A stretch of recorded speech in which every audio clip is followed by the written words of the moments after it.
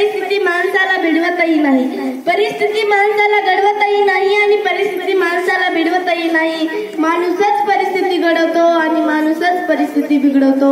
तुम्ही सांगा ना, डॉक्टर बाबासाहेब आंबेडकरांचे वडील काय करोडपती होते का अफगाणीच होते?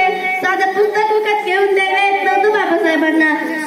वाचनाची आवड आहे पण नाही घेऊन देत आहेत. स्वतः उपाशी राहायचे पण बाबासाहेबांना पुस्तक घेऊन द्यायचे, स्वतः उपाशी राहायचे पण बाबासाहेबांना पुस्तक घेऊन द्यायचे. आणि परिस्थिती आली नाही कधी त्यांना. आणि डॉक्टर बाबासाहेब आंबेडकरांचा सर्वात महत्वाचा गुण माहित आहे का तुम्हाला? त्यांनी त्यांच्या आयुष्यात वाचलेले पुस्तक ते पुन्हा कधीही विसरत नव्हते. त्यांनी त्यांच्या आयुष्यात वाचलेले पुस्तक ते पुन्हा कधीही विसरत नव्हते. एवढी बुद्धिमत्ता त्यांच्याकडे होते. ते काय वरतून आले? त्यांना दिल्लीचं ज्ञान असेल जास्त नाही. ते म्हणतात मी कमावली. कशी कमावली?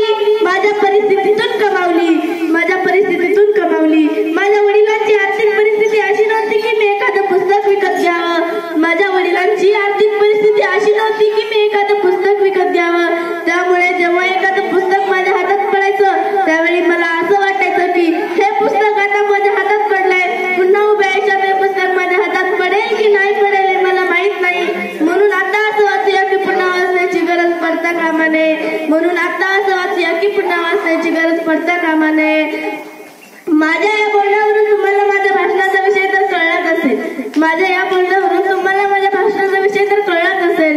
Doctor Babasaheb Ambedkar, doctor Babasaheb Ambedkar. शिका, संघटित व्हा आणि संघर्ष करा.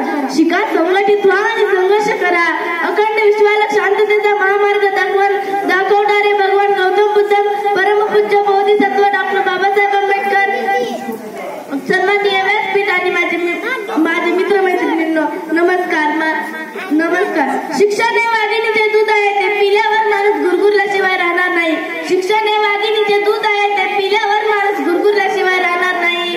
परंतु हे वाघिणीचे दूध अस्पृश्यांसाठी आवश्यक होते. परंतु हे वाघिणीचे दूध अस्पृश्यांसाठी आवश्यक होते. हे डॉक्टर बाबासाहेब आंबेडकरांनी जनतेला सांगितलं. अस्पृश्यांना शिक्षणाचा अधिकार गिरवण्यात आला होता. अस्पृश्यांना शिक्षणाचा अधिकार गिरवण्यात आला होता.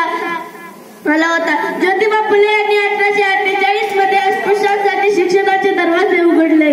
ज्योतिबा फुले यांनी 1848 मध्ये शिक्षणाचे दरवाजे उघडले आणि आपलीच पत्नी सावित्रीबाई फुले यांना पहिली स्त्री शिक्षिका बनवले. आणि आपलीच पत्नी सावित्रीबाई फुले यांना स्त्री शिक्षिका बनवले.